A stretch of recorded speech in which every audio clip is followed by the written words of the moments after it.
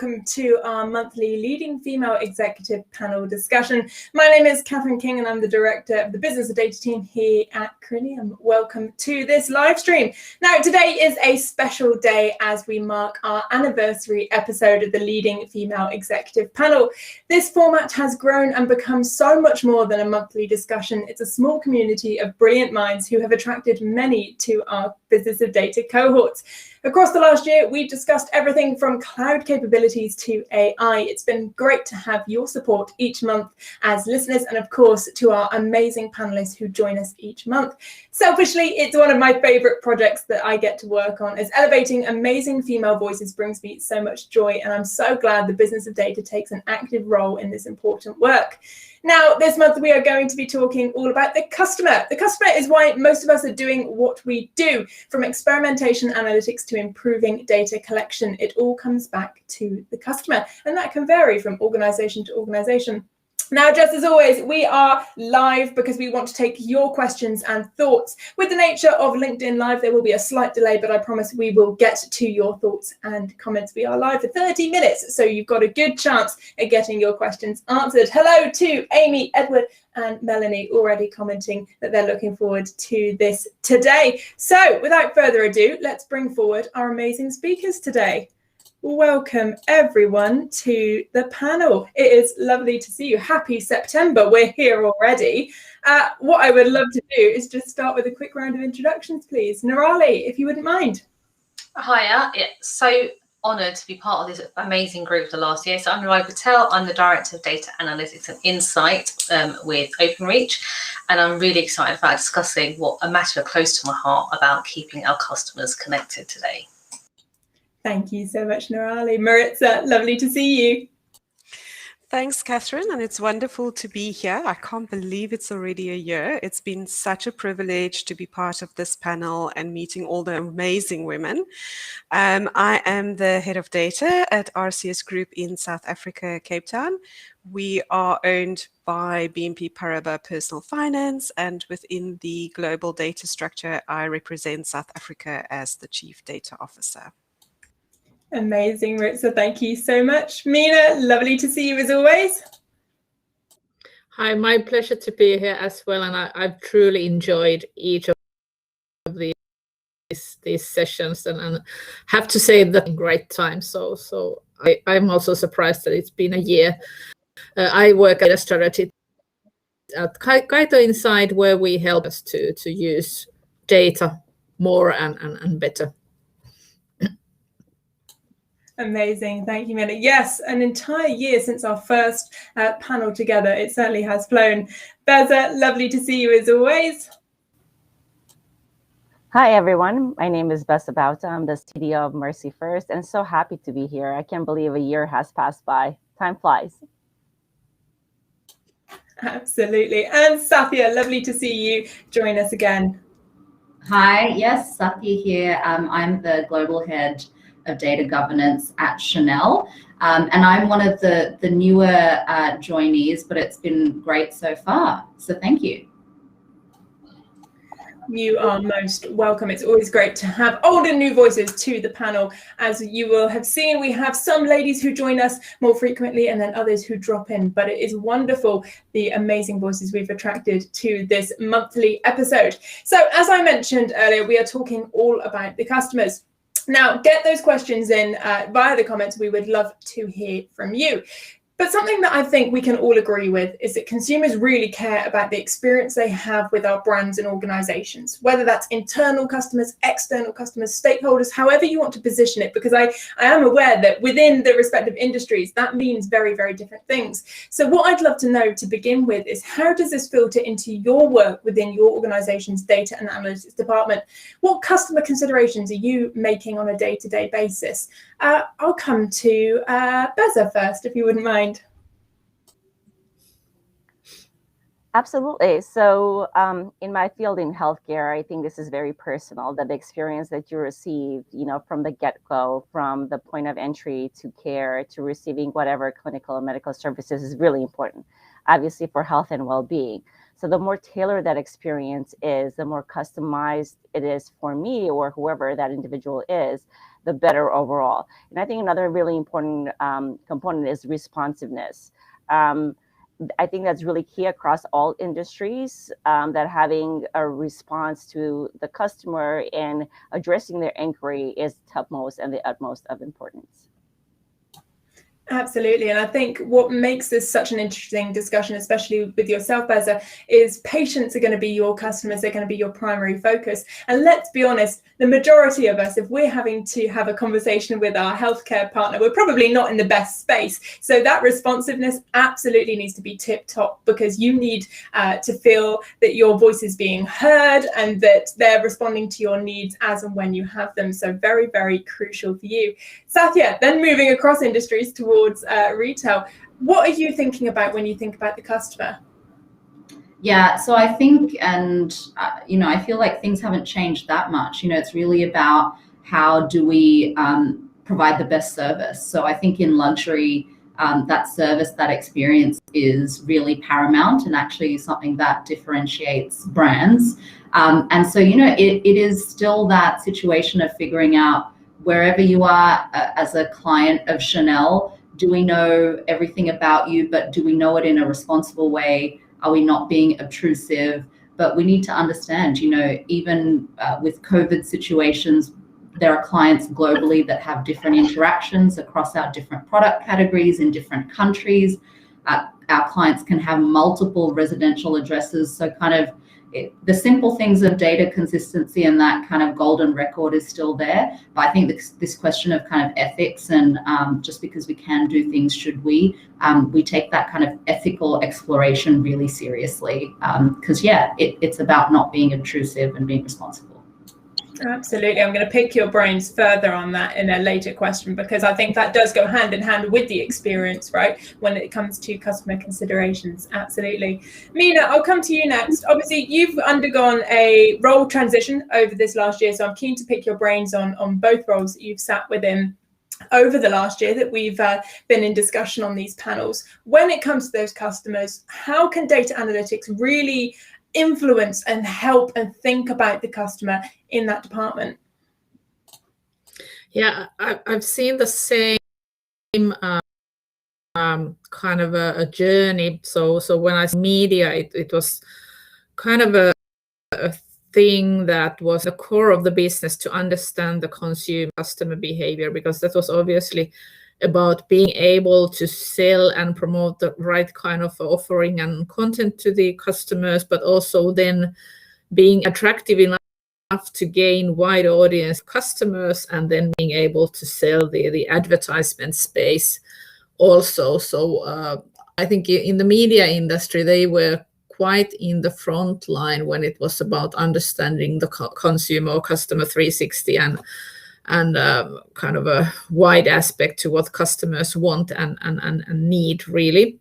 And then in moving to aviation, that kind of same journey started there a few years back. So they also started to think that, well, we really need to understand who the customers are and how are they interacting with us and what do they really need, because that's not only kind of a tool for the company to be able to, again, the products and services or even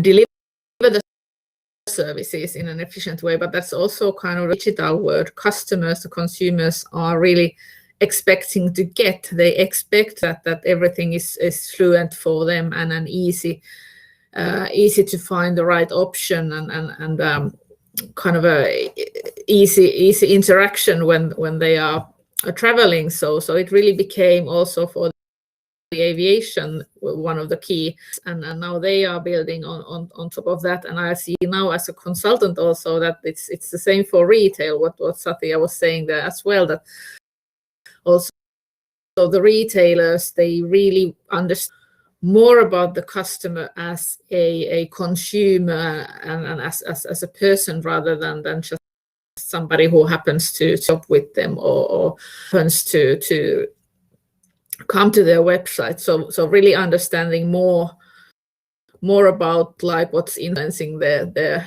behavior and how to kind of build those attractive opportunities and influence them in a good way. But I also understand that or kind of that ethical side has also become more and more to the general discussions as well, and consumers are also aware that are concerned about that their data is used in an ethical and a secure way, and I think that's exactly also an important part of the usage and development of the data initiatives. I think what's really interesting with what you've said there, Mina, is the expectation around innovation. And I think we can all draw on personal examples. I mean, for me, it was when I got the latest iPhone, which had the face recognition. I thought, well, I'll turn it on, but I don't think it's going to be that much better. Goodness me, when it says I can't read your face because you've got your mask on, whatever, I'm like, oh gosh, I got to put in my PIN, because I expect it to be that much quicker, right? And our customers are all doing the same thing with lots of different innovations. Well, I can do this on Netflix, I can do this on Amazon. Why can't I do that with you? It pushes us all to be as innovative as we can be. And with these big brands who perhaps aren't as regulated, they don't have to go through the same iterations as other more regulated environments. And Maritza, I'm going to come on to you next for your thoughts here. It puts on a lot of pressure. So really, really great thoughts, Mina. Thank you. Yes, Maritza, over to then the financial services, a whole other kettle of fish as well. I mean, how are you keeping your customer considerations in the work that you're doing? So in banking and financial services, specifically in Africa, the application of data analytics is really important around financial inclusion. So we have big parts of our population that do not have access to the more traditional financial products because they don't have a credit history. So we use data, specifically alternative data sources, external to our organizations, to build profiles of customers, to find different ways in how we can determine credit worthiness, because we still have to find a balance between making credit accessible to people, but also making sure that we are protecting the organization from delinquency. So that's actually a really virtuous way in which we use data and analytics in Africa. And I think it's a great example of how we can use data for good, specifically having the customer in mind. Absolutely love that. Great example. Always love when real life examples make its way onto this panel. Then Nirali, finish us off. And I know when it comes to customers, it's slightly different for you. Tell that story for us. So here at Openreach, we're a wholesaler. So our actual paying customers are the communication providers that we work with, the whole 640 of those. So I'm going to share two things from my perspective. One is their expectations, right? So these are the big, some of these are big companies who already provide fantastic service and insight to their end users, to their customers, and that's what they expect from us to do as well for them. But in wholesale percent, so I have less of the regulatory, and data protection issues, as long as we are not sharing personal information. So that plays a big part in being able to slice and dice the data by the communication provider. The other bit for me, which comes down to the actual end customers, so the humans on the street that receive the broadband services from us, it's about understanding what their wants and their needs are, not to sell them any more services, because I can't do that, but to provide them the service, right? They expect brilliant broadband service, everyday, stable, high speeds, etc. So for us, we have to make sure our data and analytics is organized as if they are, a 360 on their phone line, so to speak, or themselves. And that's where it's not different to everyone else. I don't have to sell anything to them, but I do need to know the history, for those lines for them. So I hope that gives a little bit of insight into the two views of customer that I have working with me. Absolutely. It's really interesting as well. You mentioned about the slightly less regulation and around privacy, which allows you to do kind of different work with data than perhaps other colleagues on the call who are going to have a real realization around the privacy capabilities that they have and how that impacts the data work within your organization, whether it has to be kept in one place or whether it can be shared, and how easily that can happen and what has to take place. And given that we've touched on it so heavily already around the ethics and the use of data, I think it's best to go there because customer expectation has changed. I mean, I don't want us to move into the conversation around AI because we've done it and I'm sure we will revisit it. But there is a layman understanding with GDPR and the rest of where our data is, what customers have access to, and what we need to give. I was reading an article just recently on, you don't actually have to give away all this personal data just to have a drink at a bar for COVID compliance, and that understanding is changing all the time. So how is ongoing regulation changes impacting your work externally, or answer the question of how internally you're dealing with personalization, privacy and ethics, because I know each of you is so passionate around this area, given you've raised it before. Nirali, I'll come back to you just to delve a bit deeper on that. So for us, there's two aspects of it. There is, we have to know the address details to know where the lines are. So that is all stored carefully and within GDPR prospectuses, within the regulation of the Data Protection Act.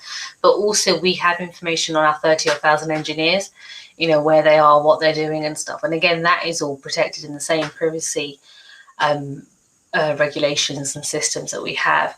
It's really key, and I'm just going to touch upon my previous role. So prior to joining telecoms, I was in healthcare, and I think that's where I really experienced the really key restrictions and guidance to ensure that we're always doing right by the individual and the patients that were in the UK, and implementing the regulation. And I know we've had a topic discussion before again and again, but implementing the regulation in a way that enables you as a business to continue, but meet those expectations, because they want the Amazon-like service or they want the Facebook-like service, for example, but they don't, individuals don't want to share their health information with you.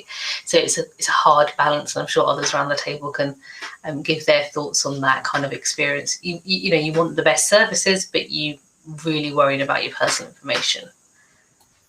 Absolutely. I think it would be so great. I will organise a panel one day where we're joined by different departments, because I would love to know the marketing perspective on it as well, considering what we will give to Facebook and the likes for free without even thinking of it versus brands that we work with day in, day out, and how you can improve brand awareness to how that data is being used as well. We'll do that in the future. But Maritza, I'm keen to come to you next for this question and topic. So I think for the data office, or if you are a data specialist practitioner, data privacy and data ethics is always top of mind in everything that you do. The challenge that we as a data office have is how to shift the thinking in our organizations to how we are using and sharing data, and that, protecting the customer.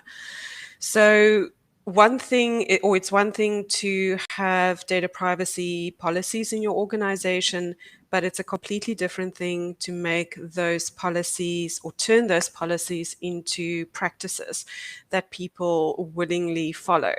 So the key for us has been to embed privacy by design. So embedding privacy in all of our processes and data ethics into all of our processes. So it's got to be top of mind for everyone in the organization throughout every single business process. It has to be embedded in your analytical lifecycle, in your SDLC.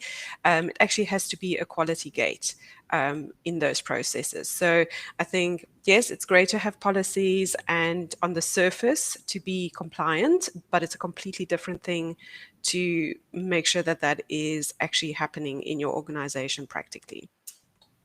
Brilliant, absolutely. Now, Mina, I'm going to come to you next, building on Maritza's point, because I'm so conscious of time. We always run out of it on this panel. I should really double the length of it.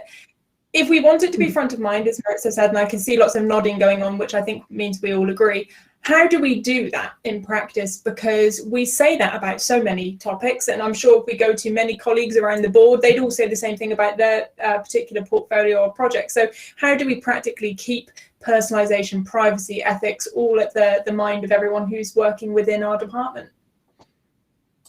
I think it's very important to understand and recognize that it really needs actions. So it's like Marissa said, it's not just enough that you have the policies and some sort of a central role and an auditor checking every now and then that company is compliant.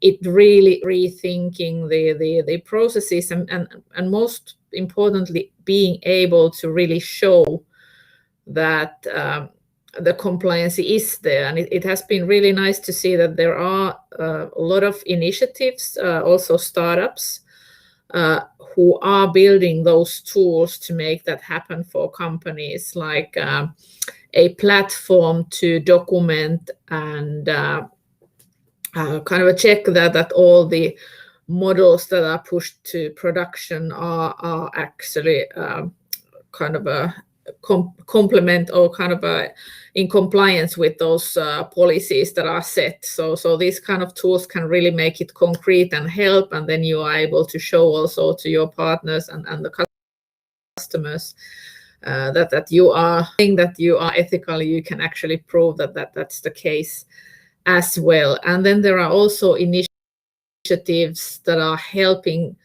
planning how to build maybe even some sort of a similar thing that you as a company can have, like these other kind of marks that you are environment friendly and these kind of, you're also ethical. So having that kind of a stamp that would be like official that this, yes, we are complying with the ethical aspects and we are trusted partner and we are really doing what we are saying. So it's not just having those but really having those more commonly agreed principles and these. I love the idea of the stamp. I won't say who it was because it was in a closed room discussion in Clubhouse during our weekly Business of Data Power Hour, but they were saying the same sort of idea for a stamp of approval when the data that's being used is being quality assured, so that whatever decisions are being made are complete. And I think there should really be a stamp of approval, as you say, with the ethics of the model going behind it, that it complies with customer privacy. I think the more that we do this, there'll be an understanding, and I think there'll be a backlash almost, that when you hand over a report and it doesn't have that lovely big stamp on it, they go, well, hey, hang on, is this okay? And push it back to you and have that accountability that will work both ways. So really, really interesting idea. Satya, I mean, I don't even need to say your support around ethics goes beyond data analytics, but I mean, in terms of customers, how do you maintain that balance between privacy and personalization, especially given that retail, I mean, there's a lot of pressure around this for your industry? Yeah, so I think it's comes down to also connecting it with your brand's values. So I think that's something that's really helpful, because even within the retail industry, my organization, the value is very much about not being a transactional industry. We're about experience. You know, every item is unique. Every customer interaction is personalized, not from a digital sense, but even in the boutique. So I think actually we've started to talk about a data ethics posture and framework here. And the starting point for that discussion was, well, what are actually our brand values? And actually what feels uncomfortable in terms of what would feel like too much. But I think it's this happy tension of clients expect convenience, which sometimes means that they are willing to give more than they realize. And if we shut down everything from an ethical standpoint, actually that convenience is taken away. So I think part of it's also figuring out how we communicate with our clients to understand their appetite for it as well. So I think it's a really interesting topic. But even me as a consumer, I am torn, and I work in data where I'm like, I don't want to give this data. It's quite obtrusive. I know it, but I know there'll be convenience I get out of it. And that's a daily debate I weigh up as an individual. We have to weigh that up as brands as well. And I think data teams should be part of that strategic conversation of, it's an extension of values, it's an extension of just ethics and compliance, right? But now, have we included data ethics into ethical posture of an organization? I think most people haven't yet, but I'm actually working with our compliance officer of actually should be part of our ethics stance to talk about data. And the last thing I would say is we're also in a really tricky space where we know some tech companies that we have to use to communicate, to live in this world aren't always ethical. So I think there's also a really interesting question of at some point, will we as brands start to really push back on some of these tech companies, because they aren't really trusted platforms, are they, if we really look at it?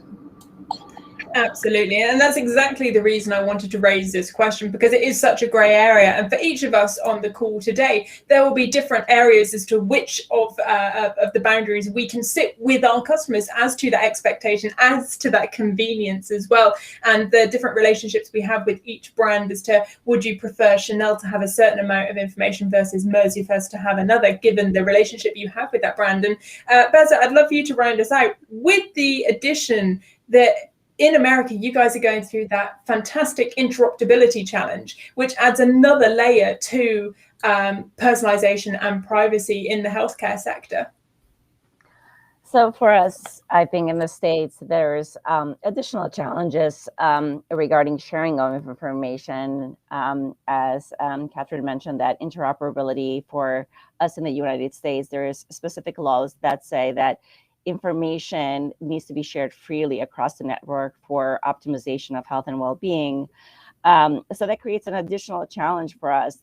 How do you ensure that information is protected, but also ensure that information is shared in a way that's ethical, meets all the compliance, regulatory compliance measures, laws and practices, and obviously provides a good experience down the line to our patients and our clients. And I think, as my colleagues mentioned, it's a fine balance to ensure that you meet the regulatory compliance, but also on the other hand, what's happening with that information? How is the information being shared? What information is being shared? And I think, as Satya mentioned, that sometimes we tend to, share information without really thinking about where is this going for the act of convenience. And we see that all the time for companies like Fitbit will share certain information as far as how many steps, we've taken, or, additional companies like, my Apple Watch, that we share so much healthcare information, but when it comes to the healthcare field, that we're less likely to share that with our healthcare provider. And those are all, discussions as far as conversations. Convenience is one thing, customer experience is another, but as my colleagues mentioned, it's really important to find that fine balance between both. Absolutely. Thank you so much, Beza. And just like that, pretty much to the minute, we have run out of time. I didn't get to ask nowhere near as many questions as I wanted to, but I felt like we really got into the depth of that discussion. So thank you, everyone, so much for that. And thank you for the past year. It has been wonderful. Thank you. Amazing. So there we go. That wraps up our September edition of the Female Leading Executive Panel. Do be sure to subscribe to the Business of Data platform for all of our amazing content. You will find in the description the link to our Business of Data Festival as well, which will be broadcast in January. This is our second edition, and many of the topics that we've spoken through today will be explored in depth in our in-studio content there. And we have just launched our top 100 nominations. This is a very exciting project, and we always love working on it each year. My wonderful colleague Melanie has popped the details in the comments below, so do be sure to click there and read a bit more about it. And of course, either nominate yourself or a peer who you think would make a wonderful top 100 contributor. But for now, thank you very much, and we'll speak real soon.